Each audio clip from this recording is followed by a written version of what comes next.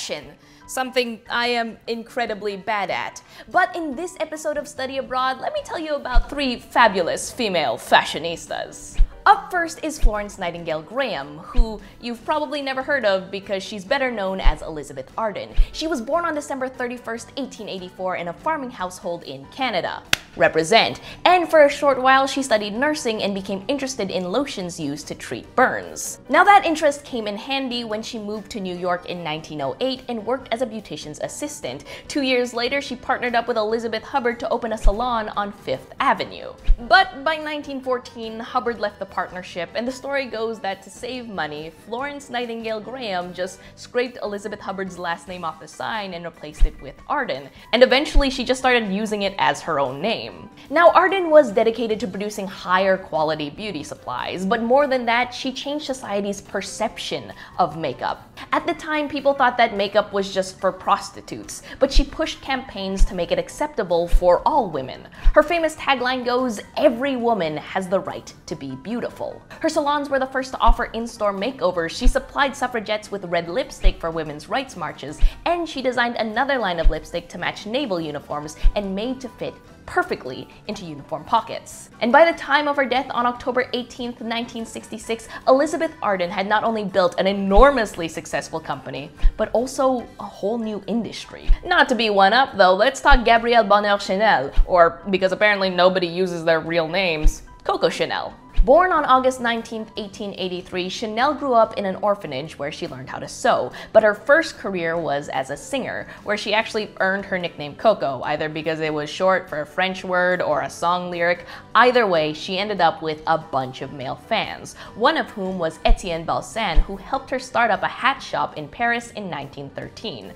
Apparently they were like super great hats, and the success eventually led to her to start selling clothes, and then she just changed everything. Remember, this was back in the day when women wore corsets and ankles were just scandalous. But Chanel embraced practical and comfortable clothes, introducing women's suits and, more famously, the little black dress. Side note, she also helped make black a thing. That sounded dumb. I mean, at the time, black was only associated with mourning and death, but Chanel turned it into this chic color to match any situation. She made black the new black. At the same time, she released Chanel No. 5. Now, the name's interesting because it's the first fragrance to have the designer's name, but also No. 5.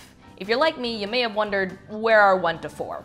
Well, it's called No. 5 because Chanel considered 5 to be her lucky number, and it must have been because it is the best-selling perfume of all time. And by the time of Chanel's death on January 10th, 1971, the fashion world had been changed forever. Finally, Barbie. I know it seems kinda silly, but the doll introduces fashion to young people everywhere, and she was created by Ruth Handler. Now, Handler and her husband ran a plastics-focused toy company called Mattel. Looking for inspiration, Handler saw her daughter playing with a paper doll and thought, that could be 3D. It could also have boobs. Now, this was actually a super revolutionary thought since almost all dolls were babies, but Handler realized that kids usually played house with their dolls and pretended to be adults, so why not make the toys adult-shaped? Investors thought of a lot of reasons why it shouldn't be adult-shaped, but Handler pushed on and eventually debuted the new toy at the New York Toy Fair on March 9, 1959, and named it after her daughter Barbara. And so, Barbie was born, and was basically a flop.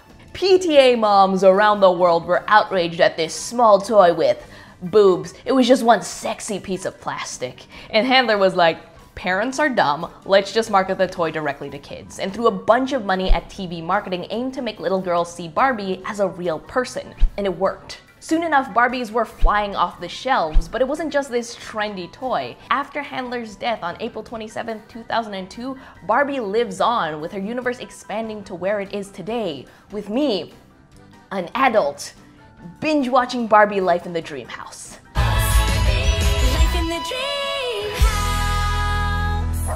It's really good, okay? So those were 3 fabulous female fashionistas. I hope you liked this video. If you did, consider liking it and subscribing to Snarled for other awesome content. And if you want to see more of this face for whatever reason, you can find me on YouTube at Nerdy and Quirky.